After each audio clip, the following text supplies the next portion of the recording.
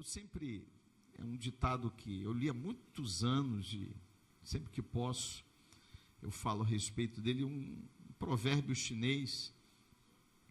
Ele fala que 3 coisas não voltam atrás. Talvez você saiba, né? Ou talvez já tenha falado aqui, que a flecha lançada, lançou, acabou, né?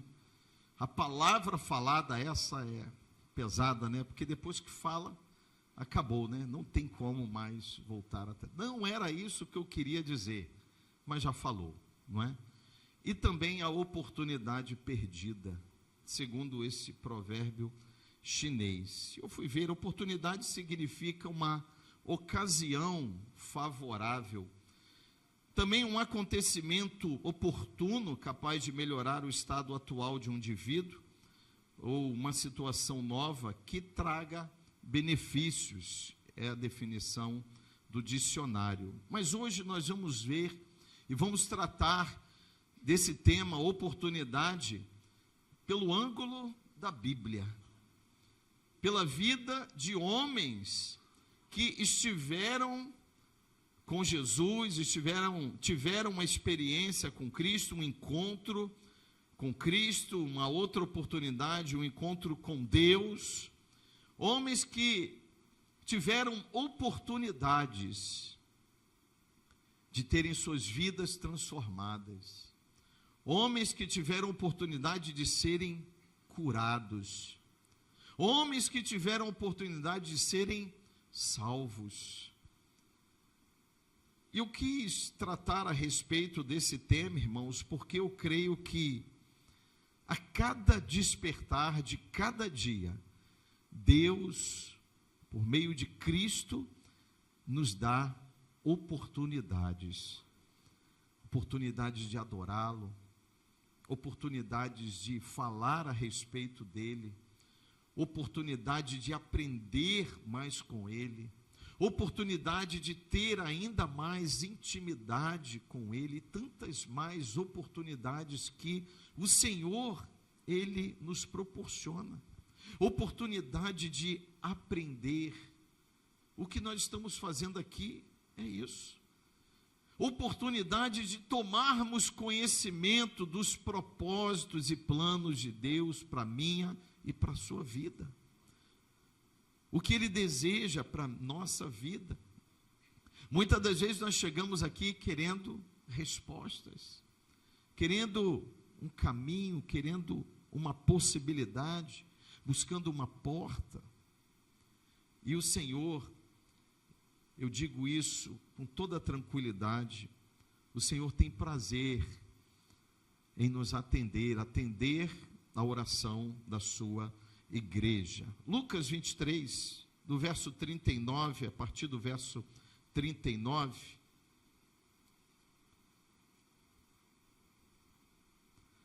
fala aí quando Cristo estava crucificado, né, ao lado de 2 malfeitores. E o relato diz assim, 39, um dos malfeitores crucificados blasfemava contra ele, ou seja, contra Jesus, e ele dizia assim: não és tu o Cristo?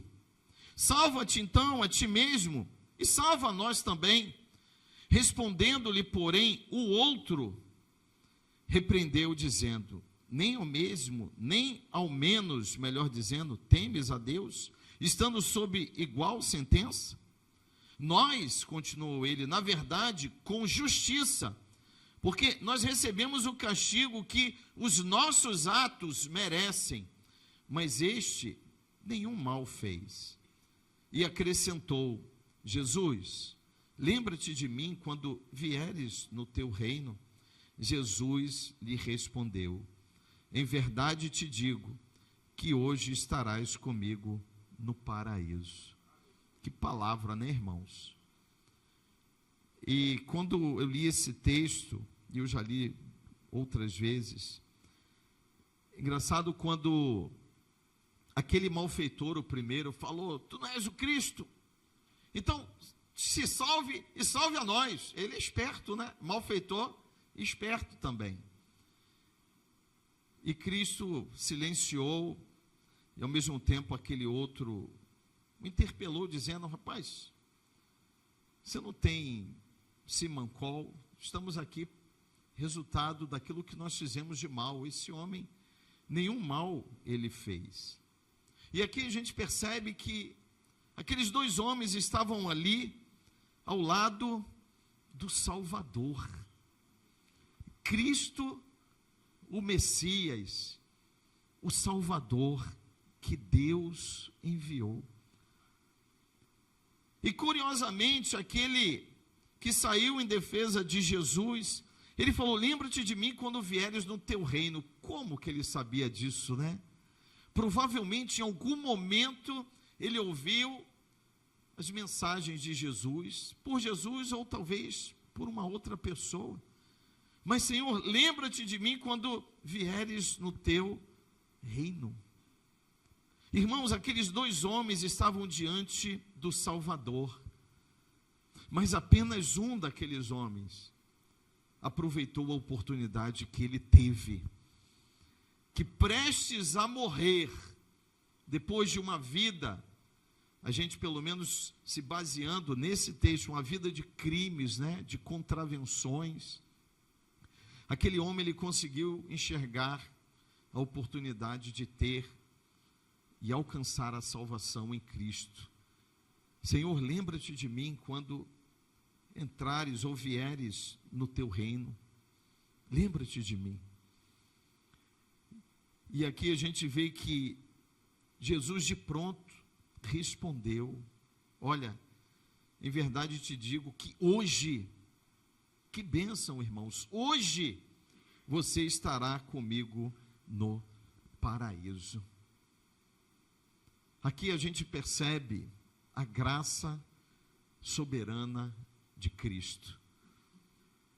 Uma vida de pecado, uma vida de erros, de contravenções, de maldades. Quantas coisas esse homem deve ter feito na sua vida, de mal, para estar ali na maior punição que se poderia receber naquela ocasião, a crucificação. Então a gente percebe como a graça de Deus, ela é maravilhosa. Como a graça de Deus, ela esmaga todo o mal desse mundo, como ela anula toda a ação do inferno, do pecado na vida de um homem. Quando ele reconhece a sua condição de pecador e ao mesmo tempo reconhece que Cristo é o Salvador. Foi isso que aquele homem fez. Senhor, lembra-te de mim. Reconhecendo o seu erro, nós estamos aqui pelos nossos próprios erros, por aquilo que nós fizemos por justiça, mas ele nada fez. E ele aproveitou aquela oportunidade. Irmãos, a oportunidade é como uma porta diante de nós. Uma porta diante de mim e de você. Mas a chave desta porta, desta oportunidade, nós é que temos que virar essa chave. Eu tenho dito aqui com frequência, atitudes. Crentes em Cristo, nós precisamos viver uma vida de ação e de atitudes. Nós não podemos, como igreja, não podemos ficar inertes e omissos diante de tudo aquilo que o Senhor tem colocado diante de nós, tudo aquilo que o Senhor tem proporcionado a cada um de nós, proporcionado à sua igreja.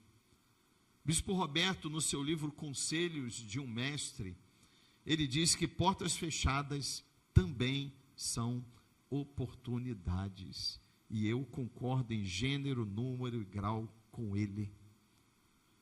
Portas fechadas também são oportunidades. E aqueles homens, eles tinham uma porta diante deles, eles tinham uma oportunidade. Os dois tinham, mas apenas um tomou a atitude. Apenas um reconheceu a sua condição de pecador e reconheceu ao mesmo tempo que aquele que estava ali sem ter pecado algum, sem ter cometido erro algum. Aquele ali era o Cristo, o Filho de Deus. E ele virou a chave, ele agiu, ele tomou uma atitude. Senhor, lembra-te de mim. Depois de tudo que aquele homem possivelmente tenha feito de mal, ele reconheceu e ele aproveitou aquela oportunidade de estar ali ao lado do Salvador. E ele tomou atitude. Lembra-te de mim. E Cristo lembrou-se dele. Cristo de pronto falou: hoje você estará comigo. Esse é o Senhor a quem nós servimos. Jesus não falou: quem é você, rapaz? Agora, nos 45, você quer se safar? Nós talvez faríamos isso, né? Porque nós temos essa natureza, irmãos. Cristo não, Cristo é perfeito, Ele é bom, e a sua graça é soberana e infinita. Por mais que possa parecer injusto, não é, porque essa mesma graça veio sobre a minha e sobre a sua vida. Porque se nós refletirmos a respeito da nossa vida, antes de conhecermos o Senhor, eu não tenho dúvida de que muitos de nós nem estaria mais aqui, nem estaria mais nesse mundo, mas a graça nos alcançou, o perdão do Senhor nos alcançou, fomos lavados, regenerados, fomos justificados pelo nosso Senhor. Marcos capítulo 10, vamos ver mais um exemplo, volte um pouquinho. Marcos capítulo 10, a partir do verso 17, esse texto para mim é muito emblemático, irmãos. O jovem rico, Marcos 10, 17, diz assim: e pondo-se Jesus a caminho, correu um homem ao seu encontro, e ajoelhando-se perguntou-lhe: bom mestre, que farei para herdar a vida eterna?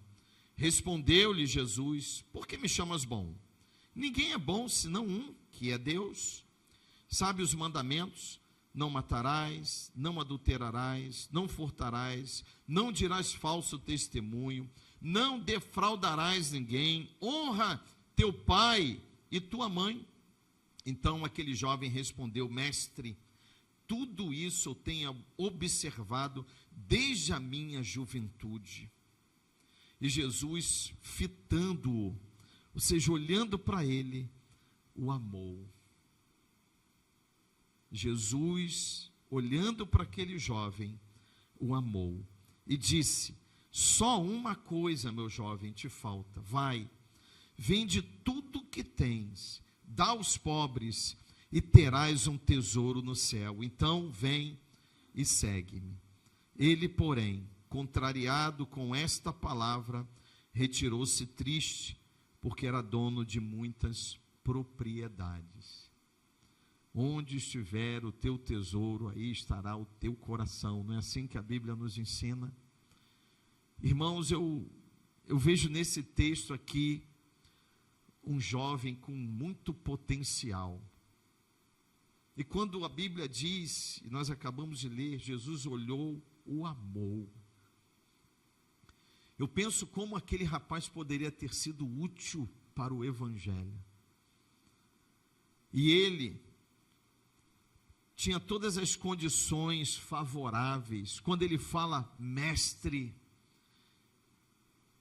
certamente era alguém que tinha um conhecimento e tinha um respeito e tinha adoração a Cristo. Ele conhecia o Senhor e conhecia os mandamentos. Ele foi amado por Jesus. Jesus o amou. Porém, seu coração estava preso aos bens materiais, à riqueza. Que oportunidade aquele jovem teve. Que oportunidade, que porta estava diante daquele jovem, irmãos. Que porta estava diante dele. Mas ele relutou. ele não virou a chave, ele não aproveitou aquela oportunidade. E a Bíblia não faz mais nenhuma referência a esse jovem, nenhuma. Não sabemos o destino desse jovem, mas naquele momento, o seu coração estava preso aos bens materiais. E isso que aconteceu com esse jovem, irmãos, nós não estamos livres de viver isso. Experiências que nós podemos viver com Cristo, mas nós relutamos, tememos, porque talvez o nosso coração ainda não está totalmente liberado para abrirmos esta porta. Porque, irmãos, não é fácil, não é. É uma questão e uma atitude de plena fé, de crer que o Senhor vai nos abençoar, vai cuidar de nós. Irmãos, eu reconheço que renunciar não é fácil, abrir mão de determinadas coisas e situações não é fácil, mas nunca foi fácil e não será fácil, porque o justo, ele vive pela fé, e não há outro meio, não há outro caminho, irmãos, senão viver pela fé, crendo que, mesmo aos nossos olhos, pode ser uma situação que não seja favorável, que não seja o caminho certo, que não seja o momento adequado, que não seja a alternativa correta, mas se Cristo nos dá esta oportunidade, se Ele coloca diante de nós uma porta, nós precisamos agir com fé, irmãos. E muitas das vezes os nossos olhos estão focados em tantas outras coisas. Quantas oportunidades nós podemos estar perdendo? Porque assim como aquele ladrão, eu acho que ele não compreendeu quem estava ali. E ao mesmo tempo eu acho que o seu coração estava muito corrompido e contaminado, porque a atitude dele foi uma atitude de uma pessoa que estava indignada. Você não é o Cristo, não é isso que você fala, não é isso que você prega, não é isso que você anuncia, então se salve, meu filho, e aproveite e salve nós também. Claramente um coração ainda corrompido e não totalmente transformado. Irmãos, as circunstâncias podem nos cegar, muitas das vezes, e não apenas isso, enfraquecem a nossa fé, ao ponto da gente não virar essa chave, não abrir essa porta, não compreender o que está diante de nós, que o Senhor tem colocado. Canalizamos a nossa fé para as dificuldades, para as crises, não é assim?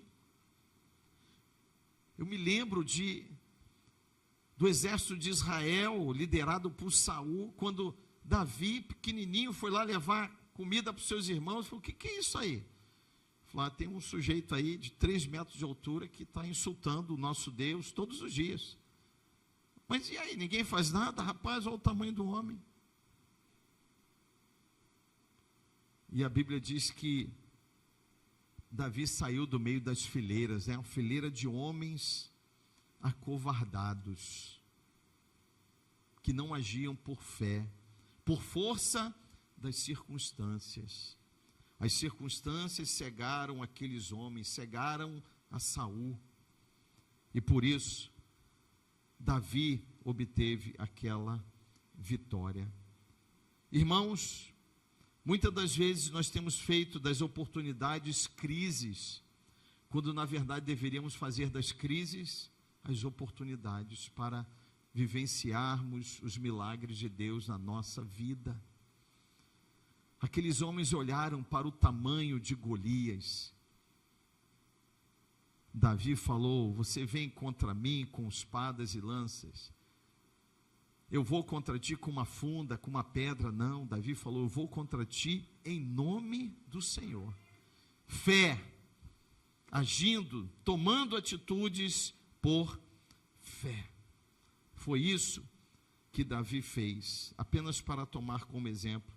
Ou seja, os momentos difíceis da vida, nós precisamos entender que são momentos de oportunidade. Você não precisa abrir, eu nem passei para o Daniel esse texto, mas a segunda carta de Paulo aos Coríntios, no capítulo 6, no verso 2, apenas anote, quando Paulo falava a respeito do ministério da reconciliação, que nós somos embaixadores de Cristo, no capítulo 6, ele diz assim: e nós, na qualidade de cooperadores com ele, ou seja, de cooperadores com Cristo, também vos exortamos a que não recebais em vão a graça de Deus, porque ele diz, aí ele cita o texto do profeta Isaías: eu te ouvi no tempo da oportunidade e te socorri no dia da salvação.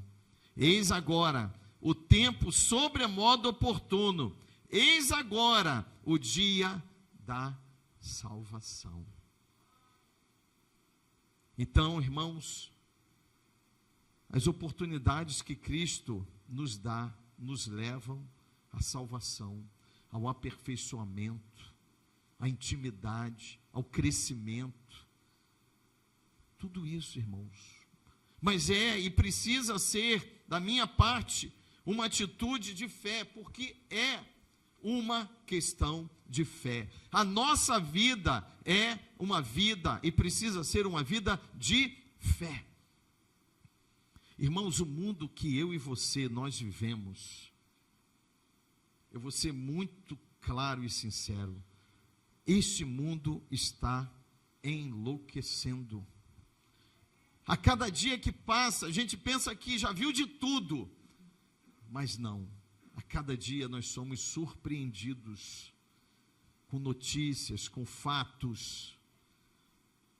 E como viver nesse mundo, irmãos, se não pela fé? Pela fé. E essa é a oportunidade que Cristo está nos dando, a oportunidade que Deus deu ao povo hebreu no Egito, que mesmo uma circunstância claramente desfavorável, vivendo na escravidão, sem direito algum, Deus os preservou, Deus cuidou daquele povo, Deus livrou aquele povo, Deus conduziu aquele povo para fora do Egito. Mas Moisés tomou uma atitude. Moisés não desperdiçou a oportunidade que Deus deu a ele. Ele agiu. Isaías 38.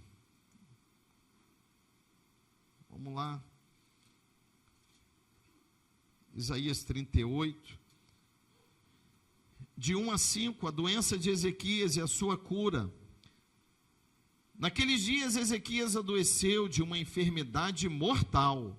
Veio ter com ele o profeta Isaías, filho de Amós. Ele disse: assim diz o Senhor, põe ordem, Ezequias, a tua casa, porque morrerás e não viverás. Então virou Ezequias o rosto para a parede e orou ao Senhor. E disse: lembra-te, Senhor, eu te peço de que andei diante de ti com fidelidade, com inteireza de coração, e fiz o que era reto aos teus olhos, e chorou muitíssimo. Então veio a palavra do Senhor a Isaías, dizendo: vai e diz a Ezequias, assim diz o Senhor, o Deus de Davi, teu pai, ouvi tua oração, e vi tuas lágrimas, acrescentarei, pois, aos teus dias 15 anos. Maravilhoso esse texto, irmãos. O momento de Ezequias era inegavelmente terrível, uma enfermidade mortal. Ele acamado, doente, muito doente. Seu reino, ao mesmo tempo, ameaçado por Senaqueribe, o rei da Síria.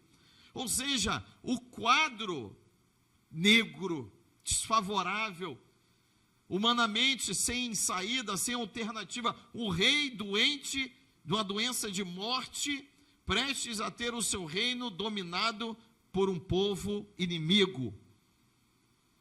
Mas ele vislumbrou uma oportunidade. Ele conhecia o Deus a quem ele servia. E ele falou: Senhor, lembra-te de mim. Como aquele homem na cruz, lembra-te de mim. E eu vou citar aqui, Ana: Senhor, lembra-te de mim. O Senhor nunca vai se esquecer de mim e de você. Nós podemos clamar, irmãos, que Ele vai ouvir. Ele falou aqui, Isaías, volta e fala aqui: eu ouvi a oração e vi as lágrimas de Ezequias. Mas é importante a gente também perceber que Ezequias tinha um histórico muito favorável, um histórico de fidelidade e de obediência. Lembra-te, Senhor, que andei com fidelidade diante de ti, com inteireza de coração, e fiz o que era reto aos teus olhos. E o Senhor se compadeceu dele. Irmãos, precisamos nos voltar para Deus, abandonar as coisas deste mundo. Este mundo não tem absolutamente nada a nos oferecer, nada. O Senhor anseia para que a sua igreja se levante. Temos vivido dias difíceis, e a igreja precisa se levantar para orar, para clamar, para chorar. Afinal de contas, Cristo falou: sobre esta pedra estabelecerei a minha igreja, e as portas do inferno não prevalecerão contra ela. Isso fica claramente subentendido, que a igreja precisa ser uma igreja de ação, uma igreja de atitudes, uma igreja viva, uma igreja que avance, uma igreja que pregue o evangelho. Precisa uma igreja que seja sal da terra e luz do mundo, uma igreja que faça a diferença, uma igreja que resplandeça a Cristo. Precisa ser assim, irmãos. E no último domingo à noite, segunda-feira à noite, o pastor Alexandre pregou, falou sobre oração, e exatamente aquilo, oração. A igreja precisa clamar. Irmãos, eu creio que nós não temos a noção da força da igreja ainda, da igreja que ora. O texto que diz: quando Pedro foi preso, Herodes o prendeu com algemas nas mãos, algemas nos pés, guardas, sentinelas, homens vigiando, acorrentado, algemado, com grades. E a Bíblia diz que a igreja orava incessantemente. Foi o texto que o pastor Alexandre usou. E a Bíblia diz que a igreja orava e as algemas caíam. Por quê? Porque a igreja ora. Então, nós como igreja, o clamor da igreja muda quadros, muda situações, muda histórias, irmãos. E nós precisamos crer e praticar todas essas coisas. E Cristo está nos dando essa oportunidade. Essa oportunidade foi dada exclusivamente para a igreja, eu e você, de orarmos, de clamarmos e de fazermos a diferença. E nós vamos ficar diante desta porta, diante desta oportunidade, temos que agir, temos que virar essa chave, e pela fé a igreja precisa adentrar e ultrapassar essa porta e fazer a vontade do Senhor. Para finalizar, Mateus 14.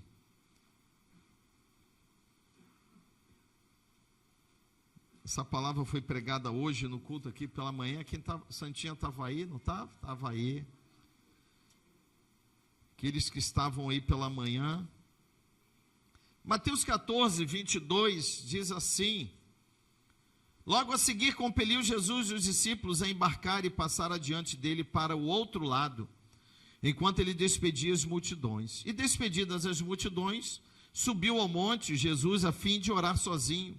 E caindo a tarde, estava ele só. Entretanto, o barco já estava longe, a muitos estádios da terra, açoitado pelas ondas, porque o vento era contrário.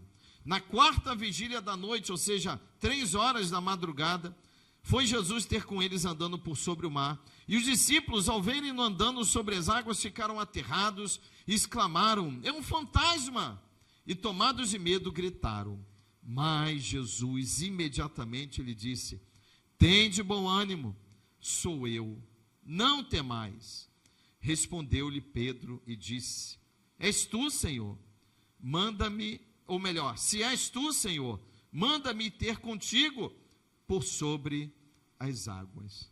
O que Jesus falou? Vem. Vem, Pedro. Irmãos, eu fico extasiado com um texto desse. Hoje pela manhã aqui, foi maravilhoso. Em meio a uma tempestade, chuva, vento, ondas batendo no barco, batendo em todos eles ali, e o eu sou caminhando sobre as águas. E Pedro, quando viu aquilo: é o Senhor?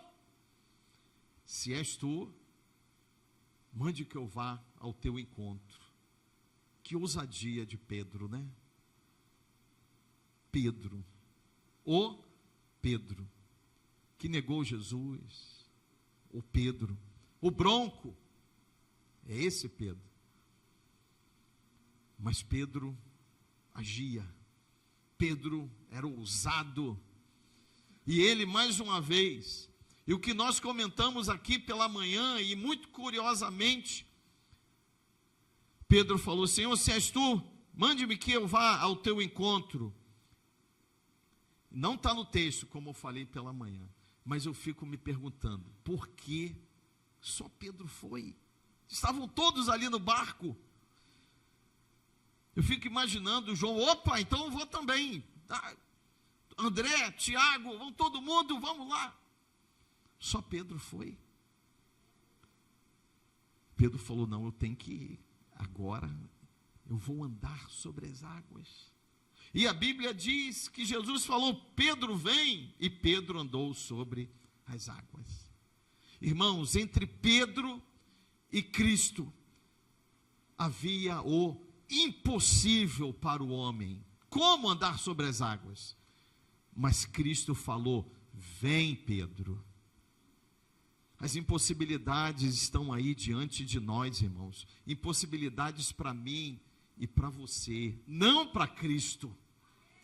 E Cristo tem chamado a sua igreja: vem, eis aqui a porta, eis aqui a oportunidade, venham, se alimentem, cresçam, preguem, aprendam, amadureçam, trabalhem, façam a obra. E Pedro experimentou o poder de Cristo na sua vida. Por quê? Pedro ousou. No meio de uma grande tempestade, e eu falei, aqueles homens eram experimentados no mar, muitos pescadores por ofício, por profissão, mas eles temeram, eles gritaram, eles se desesperaram, mas mesmo diante daquele quadro, Pedro andou sobre as águas. Ah, pastor, mas ele afundou. Afundou. E a gente também ia afundar. Ia. Irmão, sabe o que eu vejo nisso aqui? quem é Cristo e quem somos nós. Eu falei pela manhã, imagina se Pedro não afunda. Rapaz, eu sou o cara, estou andando sobre as águas. Não, não é nada. Cristo que o sustentou ali sobre as águas. E a Bíblia diz que ele temeu. Nós também temeríamos. Isso é do homem, é da carne, é nosso. E isso eu acho bom que evidencia a graça soberana de Cristo sobre cada um de nós.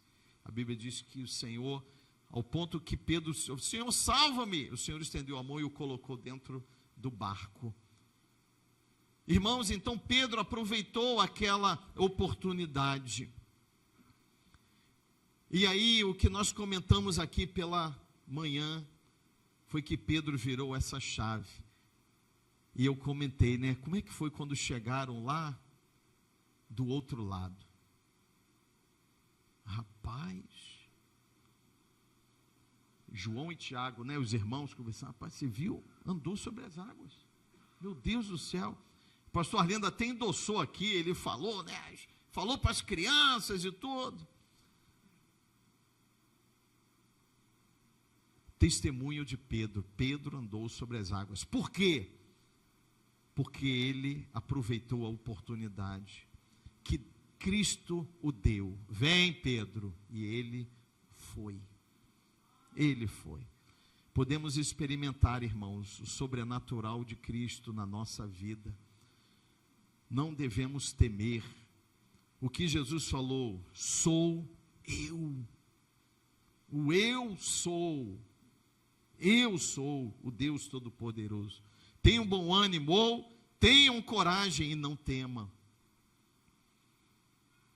Está diante de nós, hoje e amanhã, a oportunidade de fazermos muito mais. De, como nós cantamos, sermos levados muito mais além do que temos ido, amor. Mais intimidade com Deus, mais de Deus para a minha e para a sua vida. Portanto, não olhemos para as tempestades e crises, vamos olhar para Cristo, vamos olhar para Jesus, vamos tomar posse das oportunidades que o Senhor tem dado a mim e a você, e assim Ele haverá de mudar a minha e a sua vida. Vamos orar? Feche os seus olhos.